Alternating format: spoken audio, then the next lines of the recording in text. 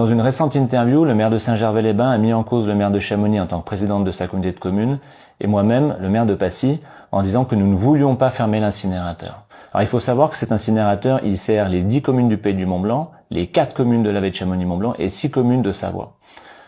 Vouloir une chose, c'est simple, mais après il faut tenir compte de la réalité et des faits. Et la réalité des faits, des chiffres aujourd'hui, c'est 42 000 tonnes de déchets qui sont incinérés chaque année, des déchets qui viennent de la population permanente, mais également des populations touristiques, avec les très nombreux lieux touristiques qu'on a sur l'ensemble du territoire, avec des pics de fréquentation qui génèrent des pics de déchets à traiter supplémentaires.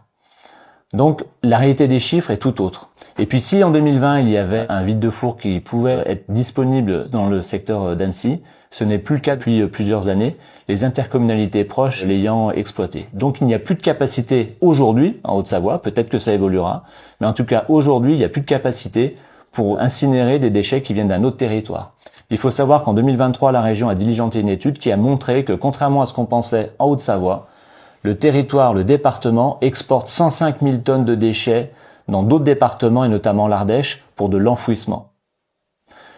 Donc les chiffres sont connus, ils sont partagés lors des comités de suivi de l'incinérateur, ils sont publics, ils sont présents sur le site de l'Adréal, chacun peut aller les consulter. Et même si le territoire a fait des efforts en termes de réduction des déchets, 7,6% de déchets d'ordures ménagères en moins depuis 2019, une augmentation du tri et on est sur la bonne voie, mais il faut aller plus loin pour réduire massivement les déchets, comme je disais tout à l'heure, 42 000 tonnes. Le maire de Saint-Gervais-les-Bains connaissant les chiffres, on peut se poser la question de la raison pour laquelle il pose à ce moment-là cette question en mettant en cause les élus alors qu'il a parfaitement les données.